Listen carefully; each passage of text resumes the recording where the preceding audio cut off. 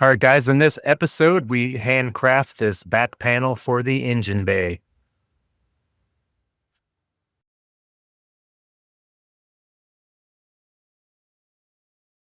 On horses, on the hunt for a VW bus. Yes, we are. Got my two sisters with me, and for this elusive bus that's apparently in a barn out here. Envelope full of cash. Wow! Yeah, baby. Rat Haven. Look at that.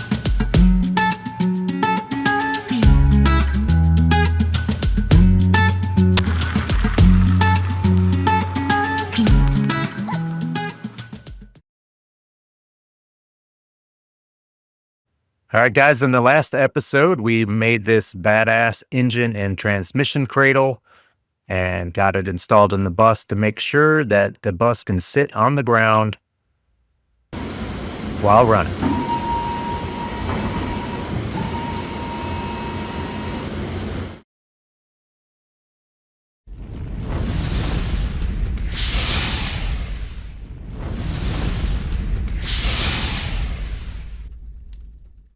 Hey, what's up? I'm James Spearoff, and today we're going to be working on the old 69 VW bus. It's a 69 Deluxe with the tin sunroof, and I've been working on it about 1.5 years now. I got my grubbies on ready to go here, and we're going to be I'm going to be making some custom sheet metal that is going to tie in this rear bar here, this rear piece, to this top of the engine tin here, which used to be together. But this 5 inches here is where I raised the engine and torsion assembly up. Really, I lowered the body down 3 inches, and then I raised the torsion assembly up 2 more inches. So that's why there's this big gap here. And that's why the motor seems like it's so far up in the hole there. In order to get the bus to sit completely on the ground, you got to do what you got to do. Alright, so for today's episode, we're going to be building a new piece of sheet metal to go in between here, probably doing some rib design to kind of match what we did up front, and it will all be spot welded together, and that way this will be one continuous kind of heat block there to keep the hot exhaust heat and fumes from coming up in the engine compartment. Probably going to have to trim off the bottom 2 inches of this apron here too, and because that's hanging too low, and then we'll see how it goes from there. If you're interested in that, follow along. Let's go. We measured it 36¼ piece. I need it 5 inches tall with a flange going back, a flange going forward, and I'm going to tip the 2 sides as well. So let's cut some sheet metal. Measure twice, cut once. Isn't that the old saying? 3/4. That's 5 3/4. And another 3/4.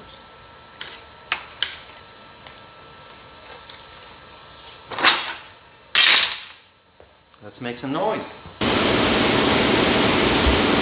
So I don't have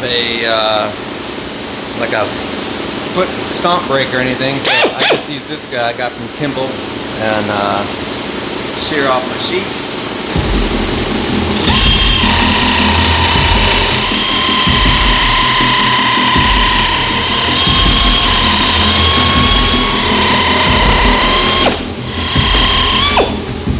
All right.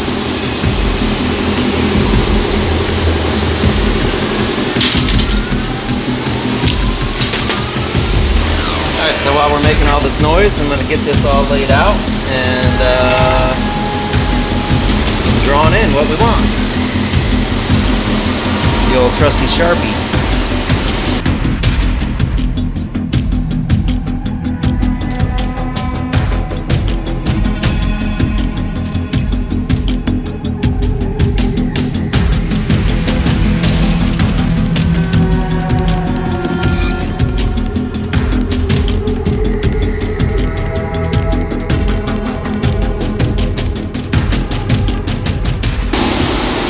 So there is the layout. So we're going to have all the ribs on all of those, 12 ribs. And I forgot to sand it first, so I'll have to do that later, sand at the backside. But so let's go punching some ribs.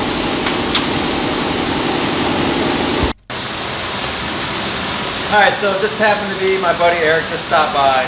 He's going to give me a hand here for a little bit making this part. So, how's it going, Eric? It's going good. Nice to see you guys.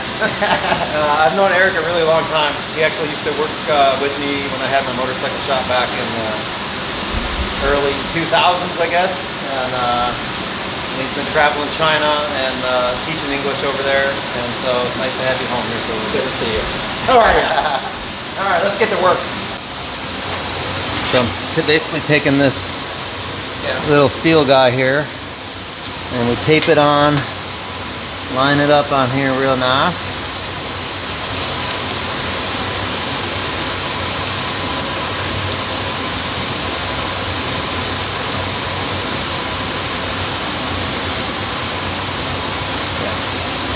So you can just hold that, just kind of hold the weight of it there.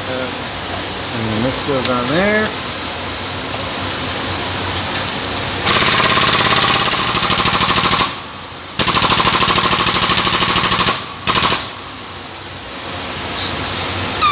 It's weird, it doesn't come down flush. You see it? One side is... I always have to do it in two hands.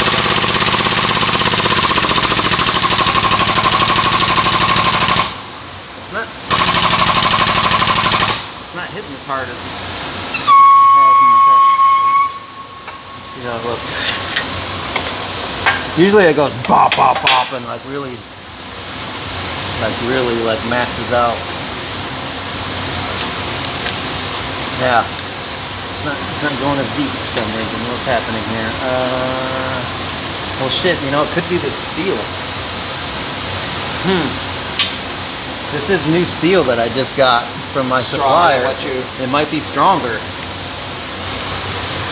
Yeah, that's not as nearly as good of a hit. Let me turn up the air and see. All right, so we figured it out. I had this whole thing down one extra step, so the jack was at full stroke. So it's looking good now. Oh yeah, look at that. A little bit crooked, but that's all right.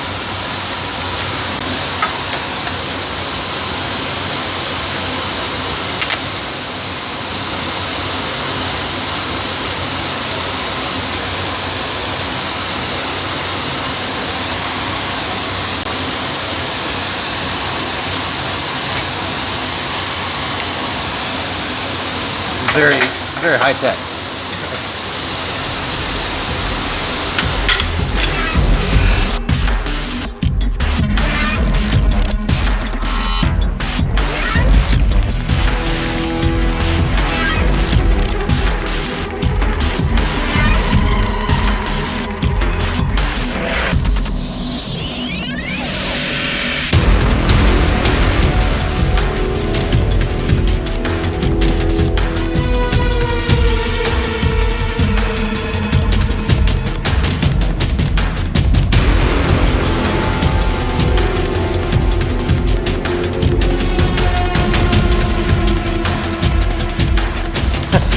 Like your shtick.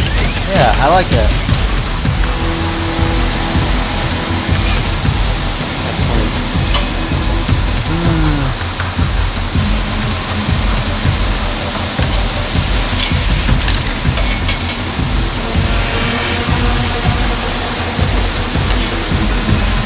Ow. You cut yourself? I like bashed my finger in the corner. So this is a Beverly shear, a B3. The biggest one they have.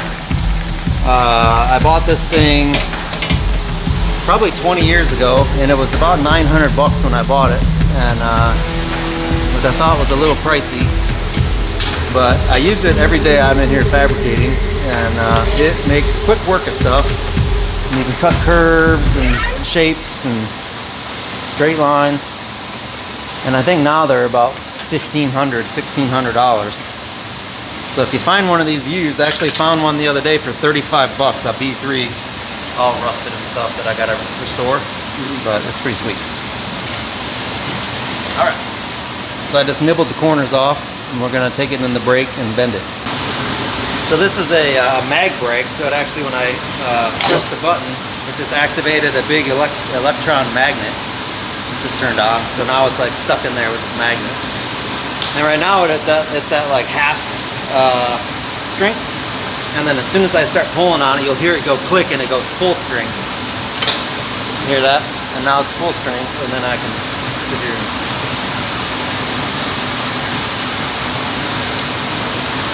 turn that up.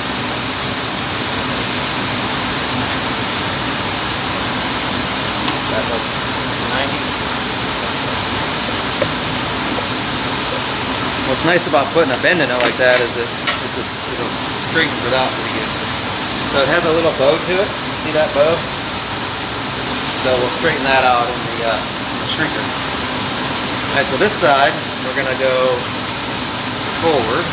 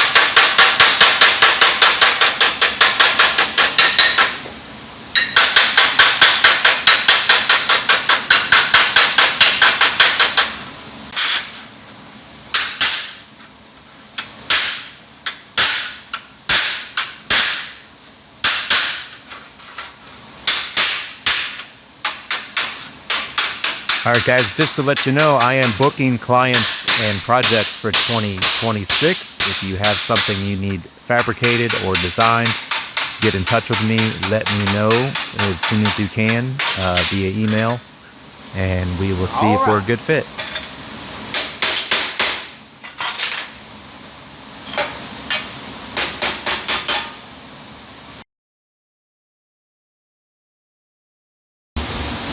So if you see this, it's got like a banana curve to it. This is the top edge. So we're gonna put this in the shrinker and just give it a little shrink. Try to take some of that out. Just really gently. It doesn't take much at all.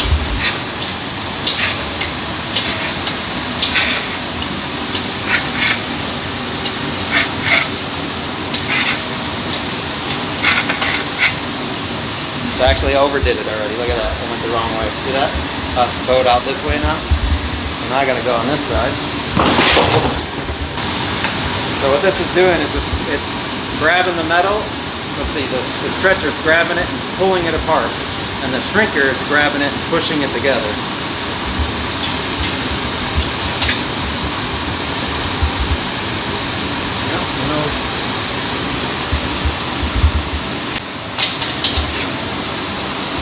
Looking pretty good.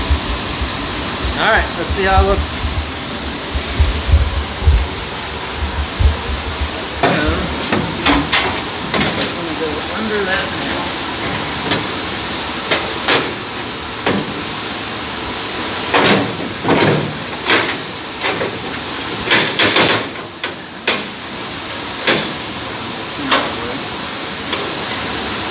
Just gonna go like this like that. Alright, so now we have to get this cleaned up and we'll get this spot welded on. It looks pretty good.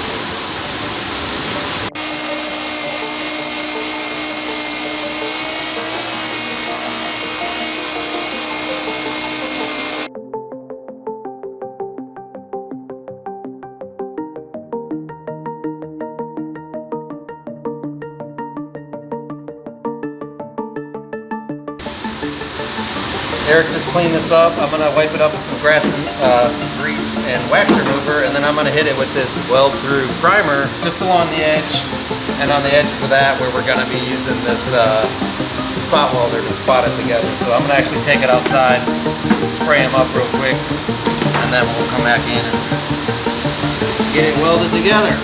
Primer on there. So this is called weld through primer, and it supposedly stays on even after you weld on it.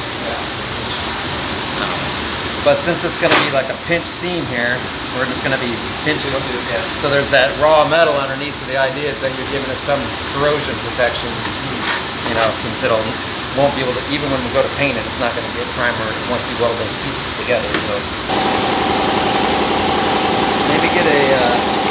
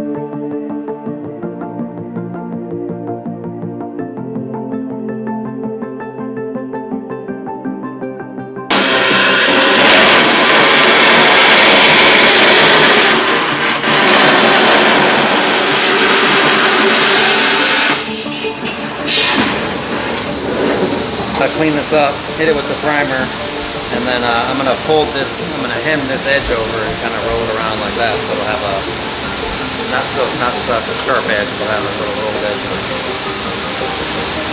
Well done.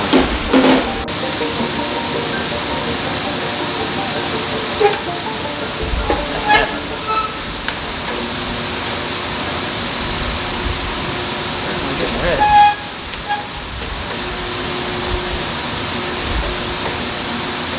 Nope. No. I don't know if it's the Metal? I think it might be the piece doesn't get in there. Like it's like it's hitting like the corner instead of hitting on the inside, so it's like kind of angling it. I might have to MIG it. Alright, no big deal.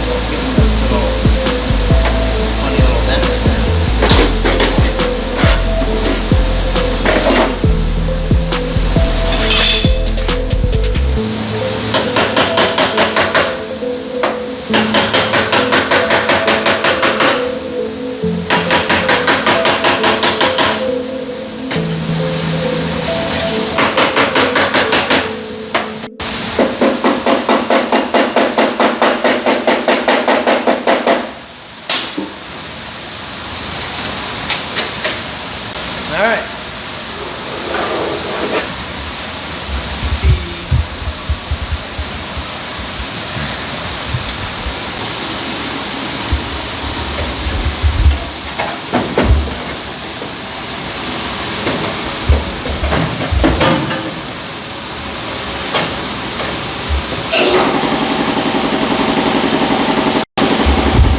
I put Gibbs oil on everything that's bare metal while it's waiting around to get painted. I know that seems kind of crazy, but all the top hot rod shops do it.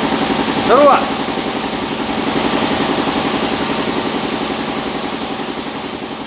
Hey friends, thanks for watching. Don't forget to like and subscribe. You know the drill. And check that bell so that you get notified every time I put up a new video. My ultimate dream is to do YouTube full time, and I can't do it without you guys. See you at the next one. Peace. All right, guys, in the next episode, we will be installing the rear safari window on the bus from Creative Engineering. If you're looking to do that to your bus, this might help you out. All right, so I'm sitting here looking at this panel that I just did.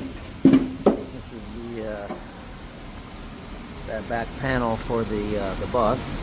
So I added this 5-inch piece in here, and now I'm looking at it going, shit, I could flip this upside down. So what I mean is, like, right now this goes up, in, and then down to the engine tin.